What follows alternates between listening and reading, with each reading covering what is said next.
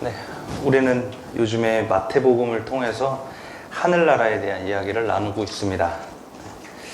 하늘나라 하면은 우리가 죽어서 가는 천국을 떠올리고는 합니다만, 그러나 이 성서의 하늘나라는 원래 그런 것이 아니라 지금 전혀 다른 이야기를 품고 있습니다.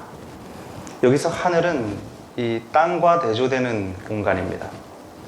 그래서 땅에서 슬픔을 겪는 사람들은 하늘에서 기쁨을 누리고, 땅에서 모든 것을 빼앗긴 사람들은 하늘에서 보물을 보상으로 받습니다. 여태까지 이 하늘나라의 보물들은 부자들의 탐심을 자극하기도 했습니다. 아, 우리도 저 하늘나라에 가면 저 보물을 얻을 수 있겠구나 라는 것, 이런 탐심을 자극하기도 했습니다.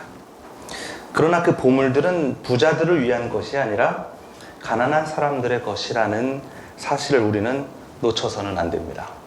그러니까 하늘나라라는 개념이 어떤 투자의 개념이 아니라 이 땅의 가난한 사람들의 현실을 고발하고 있다라는 것을 우리가 놓쳐서는 안 되겠습니다. 네, 그러니까 하늘에 대한 이야기는 결국 땅에서 빼앗기는 사람들의 이야기라는 사실을 우리는 알아야 합니다. 이 하늘나라라는 개념은 예수님이 정통 유대교에 맞서서 사용했던 대안적 언어이기도 합니다. 하나님의 율법은 원래 하나님의 은혜를 상징하는 거였습니다. 우리들에게 내려온 하나님의 은총을 상징하는 것이 율법이었는데, 그 율법이 오히려 박해의 도구가 되었습니다. 이 율법을 쥐고 있는 권력층은 오히려 이 율법으로 가난한 사람들을 지배하고 무엇보다 착취했던 것이죠. 마치 오늘 창세기에서 지금 야곱을 속이는 라반처럼 말입니다. 야곱은 지금 에서를 피해서 도망치고 있었죠. 저번 주만 해도 삼촌 라반의 집에 이르렀습니다. 먼 길을 왔는데 라반의 집에 도착하자 그 둘째 딸 라헬을 보고 한눈에 반합니다. 아, 오기를 잘했다 싶었을 거예요. 그래서 삼촌의 집에서 이제 일을 하기로 하는데, 그 보수로 라헬을 주시오. 그래서 라헬을 가지고 딜을 합니다.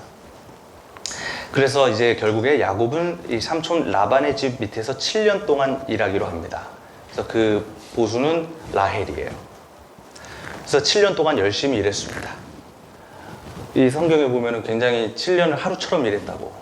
라헬을 결혼할 그날. 그래서 대단합니다. 저도 7년 연애하고 결혼했는데 7년 동안 열심히 일을 했습니다. 그래서 약속한 날이 되자 갑자기 라반이 말을 바꿉니다. 사실 우리 고장에는 둘째부터 혼인시키는 법은 없네. 첫째 딸 레아랑 결혼을 하게. 갑자기 야곱은 이제 화가 나는 거죠. 왜 지금, 그게 무슨 말씀이십니까? 진작에 말씀하셨어야지 왜 지금 이제 와서 말합니까? 그렇잖아요. 7년 동안 아무 말도 없다가 갑자기 말을 바꾼 거니까요. 그래서 라반은 어쩔 수 없네. 우리 법이 그러네. 우리 고장의 법이야. 그 대신 라헬을 둘 테니까 7년을 더 일하게. 그래서 14년 동안 야곱은 노동 착취를 당하게 됩니다. 근데 저희가 이제 굉장히 웃긴 게, 이거는 다른 이야기인데요. 설교를 같이 이제 준비하는 이 목사님들과의 모임이 있어요. 근데 다들 이렇게 알고 있더라고요. 레아랑 결혼하기 7년 동안 일을 하고 레아랑 결혼하고 7년 동안 일을 하고 라헬과 결혼했다, 이렇게 알고 있더라고요. 근데 오늘 성서 읽어보면 레아랑 결혼하고 일주일 후에 라헬과 결혼하고 7년을 일합니다. 그러니까 선불이라고 표현해도 맞나요? 먼저 준 거죠. 고용주 라반이 보수로 팔아버린 두 딸도 피해자이며, 지금 고용 사기를 당한 야곱 또한 오늘만큼은 사기 피해자입니다. 사기를 하도 치니까 좀 업보라는 생각도 했어요. 맨날 야곱이 사기를 치다가 지금은 오히려 당하지 않습니까? 이처럼 권력은 언제나 어떤 상황에서 자신에게 유리하게 법을 들이밉니다. 억울하게 땅을 빼앗기는 사람들이 저항이라도 한다 치면, 너희들은 지금 굉장히 합법적으로 쫓겨나고 있는 거야. 법이 이래. 라고 말하면서 법을 들이밀었습니다. 그래서 어쩌면 예수 공동체, 당시 예수 공동체의 적은 언제나 율법학자들이었습니다. 율법을 잘 아는 사람들이요. 법이 이래. 그런데 이상한 것은 오늘 본문 끝에 예수님이 제자들에게 너희들은 하늘나라를 위해 훈련을 받은 율법학자가 되라고 말씀하고 계십니다. 하늘나라의 율법학자가 되라고요. 우리의 적은 율법학자인데 너희들이 진정한 율법학자가 되라 라고 말하고 있어요. 예수님은 율법을 잘 알고 있었습니다. 아마 율법학자들만큼 혹은 더 많이 알고 있었을 겁니다. 뿐만 아니라 그 율법 너머까지 볼 수 있었습니다. 지금 있는 이 법을 그대로 지켜내는 이 준법 정신, 이 정신만이 정의로운 일이라고 예수님은 절대로 이렇게 생각하지 않은 거예요. 예수님은 언제나 우리를 그 법 너머로 인도합니다. 우리는 이 법 너머를 볼 수 있어야 해요. 그 가르침의 언어가 바로 하늘나라입니다. 오늘 우리도 이 하늘나라의 율법학자, 즉 법 너머를 볼 수 있는 하늘나라의 전문가가 되시기를 바랍니다. 예수는 그래서 오늘 하늘나라에 대해서 쭉 가르침을 우리에게 주는데요. 하늘나라를 다양한 비유로 설명합니다. 사실 이렇게 비유로 설명하는 것은 어쩌면 하늘나라가 어떤 확언할 수 없는 것이기 때문이기도 하는 것 같습니다. 비유로밖에 설명할 수 없는 무언가인 거죠. 하늘나라는 이 겨자씨와도 같다. 겨자씨는 굉장히 작은 씨앗인데 심으면 커다란 나무가 됩니다. 그래서 그 나무에 이 새들이 깃들죠. 근데 이게 보니까 그렇게 작진 않아요. 이 깨보다는 큰 한 날치알 정도 되는 것 같습니다. 어쨌든 이 작은 겨자씨가 커다란 나무가 된다는 거죠. 이 작은 씨앗이 나무가 된다는 것은 너무나도 신비로운 일입니다. 어떻게 이 작은 씨앗이 나무가 됩니까?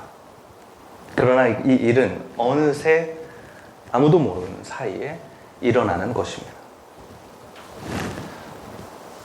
옥수수는 밤에 자란다. 이런 인디안 속담이 있습니다. 낮에 우리가 일하고 물 주고 할 때는 그렇게 안 자라더니 꼼빡 자고 일어나니까 옥수수가 자라 있는 거예요. 옥수수는 밤에 자란다. 이런 속담이 있어요. 이와 같이 사실 우리가 꽃이 피고 나무가 자라나는 것을 우리가 인식하지 못하지 않습니까? 어느새 자라 있는 거죠. 이 나무가, 저 커다란 나무가 이 작은 씨앗 너머에 있듯이 법 너머에 있는 하늘나라, 정의와 평화가 가득한 그 꿈 같은 그 하늘나라는 절대로 나무가 될 수 없을 것 같은 이 작은 씨앗처럼 절대로 올 것 같지 않지만, 절대로 가능해 보이지 않지만 우리가 하루하루 물을 준다면 어느새 오게 되어 있는 것입니다. 믿으십니까? 믿으시면 아멘. 믿으시기를 바랍니다. 하늘나라는 이 밭에 숨겨놓은 보물과 같다. 그것을 발견한 사람은 모든 재산을 팔아서 그 땅을 사겠죠. 그 땅이 얼마든 간에. 왜냐하면 파면 보물이 나오니까요. 하늘나라는 이렇게 소중한 가치를 품고 있으면서도 언제나 우리에게 감춰져 있습니다. 발견하기가 쉽지가 않습니다. 감춰져 있는 것은 언제나 비밀같이 신비로운 것입니다. 이 작은 씨앗을 보고 있는 우리의 눈에 이 작은 씨앗을 보고 어떻게 우리가 커다란 나무를 볼 수 있겠습니까? 이 작은 씨앗 뒤에는 커다란 나무가 감춰져 있는 거거든요. 그런 것처럼 이 세상 너머에는, 우리가 사는 이 세상 너머에는 하늘나라가 감춰져 있습니다. 하늘나라는 감춰져 있고 비밀스럽게 움직이기 때문에 매우 신비롭습니다. 그러나 이 신비는 관념과 같이 절대로 우리와 멀리 떨어져 있는 것이 아닙니다. 가끔 하늘나라가 신비롭다, 자꾸 신비의 이미지들이 우리에게 연상되니까 거리가 굉장히 멀어 보여요. 신비라는 것이 우리랑 굉장히 멀어 보이는데 사실 일주일 사이에도 새로운 꽃이 우리 교회 화단에 피었습니다. 비를 맞아서 그런 것 같아요. 저도 모르는 사이에 꽃이 피고 있습니다. 이렇게 신비는 사실 우리와 굉장히 가까운 거리에 있어요. 우리 몸 하나하나, 밤 여러분 주무실 때 그 세포 하나하나에 움직이는 그 신비, 하루하루 새로워지는 그 신비는 사실 굉장히 우리가 가까운 곳에서 지금도 일어나고 있습니다. 그래서 우리는 그 감춰진 하늘나라를 발견할 수 있어야 합니다. 하늘나라를 발견하는 능력은 바로 믿음입니다. 믿으십니까?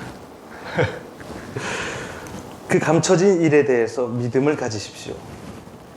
우리 눈에는 느리게 보일지 몰라도, 우리 눈에는 감춰져 있는 것처럼 보일지 몰라도 언젠가는 나타날 그 하늘나라를 향해 가다 보면 어느새 이 땅의 법이 그 하늘나라를 향해 있을 것입니다. 그리고 그때가 오면 언제나 빼앗기고 박해를 당하던 가난한 사람들에게는 보상이 있을 것입니다. 그리고 그들을 괴롭히고 그들의 것을 빼앗은 사람들에게는 형벌이 있을 것입니다. 처음에 말씀드렸듯이 하늘나라는 이 땅에서 빼앗기는 가난한 사람들의 것이라는 사실을 우리는 잊어서는 안 됩니다. 예수님의 첫 가르침에 말씀하시지 않습니까? 하늘나라는 가난한 사람들의 것이다.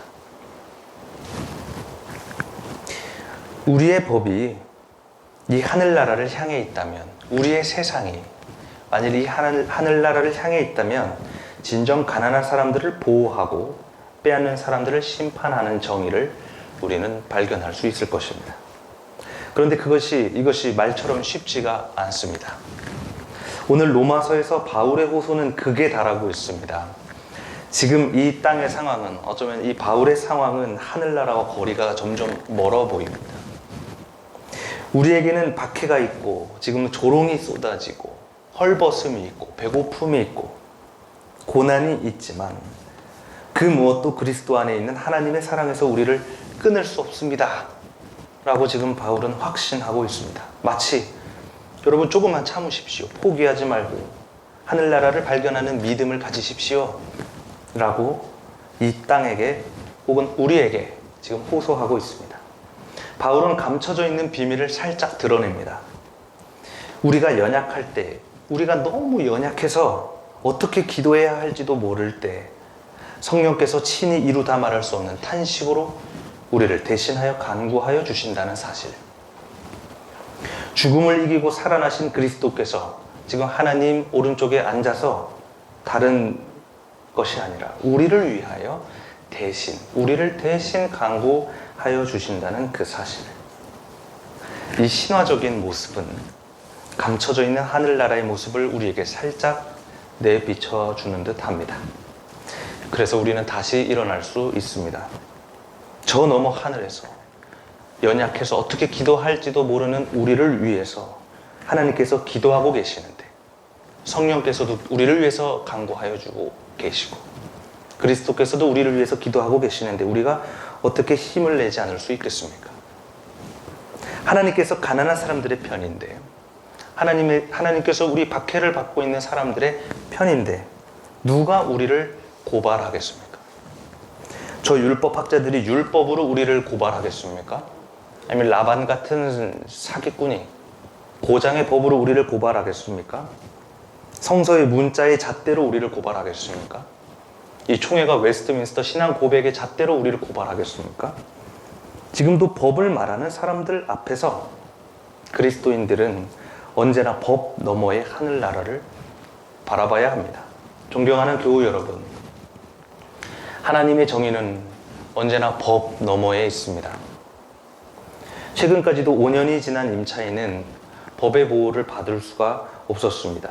임차인의 장사는 5년짜리라는 얘기죠. 그 자리에서 장사한 지 5년이 지나면 언제 어떻게 쫓겨나도 법적으로 문제가 없습니다.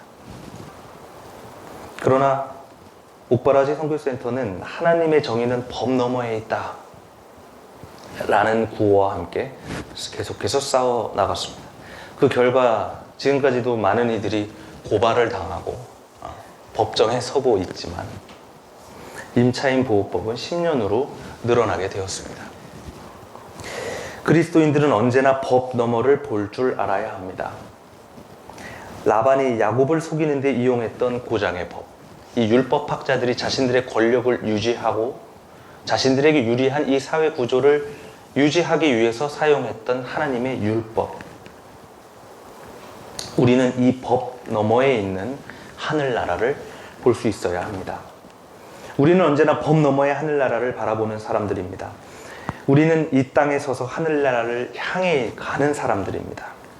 그래서 우리는 법과 이 세상이 조금 더 가난한 사람들을 위한, 조금 더 연약한 사람들을 위한, 조금 더 배우지 못한 사람들을 위한, 조금 더 고난을 당하고 있는 사람들을 위한, 조금 더 아픈 사람들을 위한 그런 세상이라고, 그런 세상이 되도록 이런 변화를 이끌어내는 사람들입니다. 그런 사람들을 우리는 그리스도인이라고 부릅니다. 그리스도인 여러분, 우리가 걸어가는 이 믿음의 길에 하나님께서 영원토록 함께 하시기를 간절히 빕니다. 주신 말씀을 묵상하겠습니다.